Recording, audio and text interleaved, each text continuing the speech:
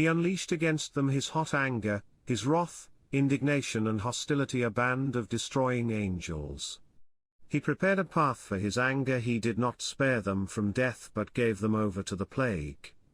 He struck down all the firstborn of Egypt, the firstfruits of manhood in the tents of Ham. But he brought his people out like a flock, he led them like sheep through the wilderness. He guided them safely, so they were unafraid, but the sea engulfed their enemies. And so he brought them to the border of his holy land, to the hill country his right hand had taken. He drove out nations before them and allotted their lands to them as an inheritance. He settled the tribes of Israel in their homes. But they put God to the test and rebelled against the Most High. They did not keep his statutes. Like their ancestors, they were disloyal and faithless, as unreliable as a faulty bow. They angered him with their high places. They aroused his jealousy with their idols.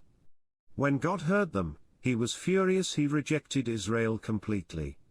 He abandoned the tabernacle of Shiloh, the tent he had set up among humans. He sent the ark of his might into captivity, his splendor into the hands of the enemy. He gave his people over to the sword. He was furious with his inheritance. Fire consumed their young men, and their young women had no wedding songs. Their priests were put to the sword, and their widows could not weep. Then the Lord awoke us from sleep, as a warrior wakes from the stupor of wine. He beat back his enemies. He put them to everlasting shame. Then he rejected the tents of Joseph. He did not choose the tribe of Ephraim, but he chose the tribe of Judah, Mount Zion, which he loved.